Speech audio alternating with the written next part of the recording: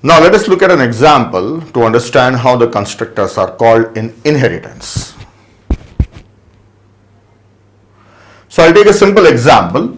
I'll write a class called base, class base, and inside this class I will not write anything, just I will write constructors. So first constructor is base, which is not taking any arguments, and here I will say cout. This is a default constructor of base, so I will say default of base and endl. So you know well that to get a new line you have to say endl. Then also I will write on one constructor, that is base, which is taking some argument x, and here I will say cout parameterized constructor of base. So I will write param of base, and I will also display this x and endl also. Okay, so that's all. This is a base class. Now base class is having two constructors. One is non-argument constructor, that is default constructor. One is parameterized constructor. Then I will write a class derived, that is inheriting from base, class derived which is inheriting from base, that is public base. So I'll separate a line here. Now inside this I don't write any other members, just constructor. So first constructor is a derived, that is default constructor, that is non-argument constructor, and inside this I will simply say cout default of derived class default. Then also I will write one more constructor derived, which is taking some parameter. I will take the variable name as a, then cout, I'll say param of derived, and also I will display a. So that's it. So I have the classes ready. One is a base class with a default constructor and parameterized constructor, derived class with a default constructor and parameterized constructors. Now let us create an object of derived class and see how the constructors are executed. So inside a main method, suppose I am creating an object of derived class. So I will say derived D. Now I am creating an object of derived class D and not passing any arguments, means which constructor I am calling. I am trying to call this constructor, but you know well whose constructor will execute? Parent class constructor. But there are two constructors in parent class. Which constructor will execute? Default constructor. So by default, default constructor of parent class will be executed. Let us see what is that. So first it will display default of base, and then it will display default of derived. Default of derived. Oh. So it means when you create an object of derived class, first the base class constructor is executed, then the derived class constructor is executed. Yes. So this you should be aware of it. Whenever you are doing inheritance of classes, then you should be aware that the parent class constructor will be executed first, then child class constructor will be executed when you are creating an object of child class. Already I have given you the concept of a table, right? So first this is executed and then this is executed. So let us take an example of a table and understand this one. So already I gave you an example table. So look at it. You went to a furniture shop and you asked the furniture manufacturers that I want a table. I want a table. Table is this one. That is a wooden plank, right? Top wooden plank. This is a table. So you said I want a table. So did you mention any dimensions, anything? Nothing you told. So suppose the furniture person, he commonly sells some tables that are of standard size. Whenever somebody are in requirement, he will hand over that size. He will manufacture and give that size. No need of giving any dimension, specific dimension. So you did not give any arguments. Then he know what, that is he has to manufacture a default table. So yes, he will manufacture a default table. Then what about wooden plank? That is also default. So he will ask that wooden manufacturer, asking him to make a wooden plank. Of what size? Again, he did not give any arguments.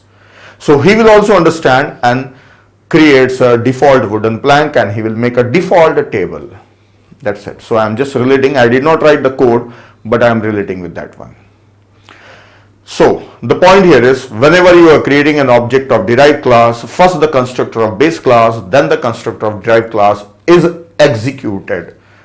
So which constructor of parent class is executed? Always the default constructor of parent class is executed. Now I'll make a change here.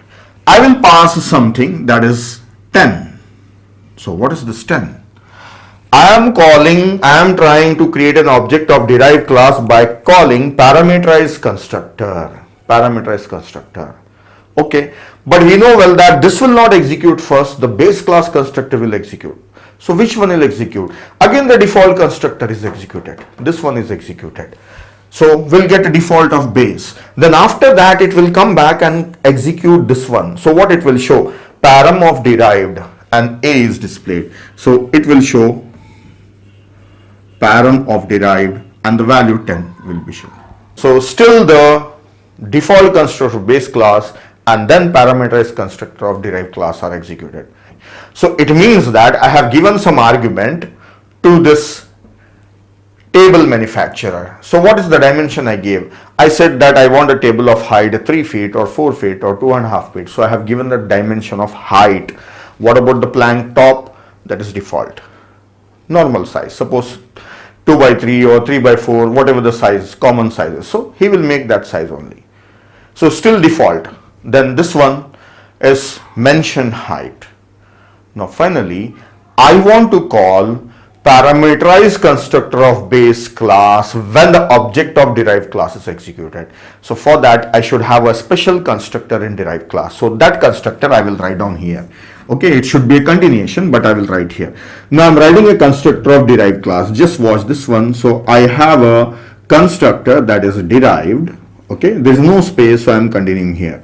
It will take two arguments, x and a. So it is taking two arguments. See, earlier I have written only with one argument, that was a, it was using. Okay, a it will use. Okay, here I will say cout param of derived. Okay, then it will display a. Okay, but what about x? This x I want to send it to the base class. So how to send the parameter to the base class from derived class? So here itself, beside the constructor, write colon and say base and pass x. So yes, so from the derived class constructor, I am calling the constructor of base class, which is which one? Parameterized constructor. Parameterized constructor. Now you watch the flow. I will change this one. I will say 20, 10. Now tell me, which constructor of derived class is called? This constructor is called. I am not saying executed. Calling is different, execution is different. Okay, call means just it is called but not executed. When it is completed, then procedure is performed, then we say executed. So I am calling parameterized constructor of derived class. So how many parameterized constructors are there? This is default one. This is one parameterized. This is second one. So I am calling this one. So what this is doing? Taking 20 in x, taking 10 in a. Then what it is doing? Calling base 20. So this base class constructor that is parameterized is called. So yes, you can call parameterized constructor of base class from derived class constructor. This is the syntax. This is the syntax. Now that will execute. So what it will display? It will show param of base and value whatever you are passing, 20. Then after it is executed, it will come back to the constructor of derived class and it will show param of derived, that is a. A was 10. So the same thing. Parameterized constructor of base class and the parameterized constructor of derived class.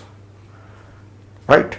So now when I take an example of that furniture, you want a table to be manufactured. So you went to a manufacturer and you told what should be the dimension of tabletop and what should be the height. So two things you told him. So what he will do, when he take two parameters, Tabletop, that is wooden top, he will get it manufactured by somebody else. So he will give that dimension to him. That is base class. He will manufacture, tabletop is ready. Then he will use that other dimension, the height dimension, and fix the height. Okay, so that's all.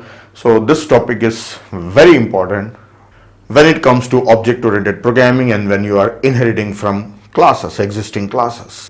So you practice a little bit on this one so you can remember. So logically you can remember, otherwise just knowing that, memorizing that which one will be called is difficult. Conceptually remember. When a hatchback car was extended to sedan car, and when sedan is manufactured, so first hatchback portion is completed, then the sedan part is added. So extension is added afterwards. So that's the idea, that when you create an object of derived class, first the constructor of base class is executed, then the derived class constructor is executed. So I'll show you this practically on the machine.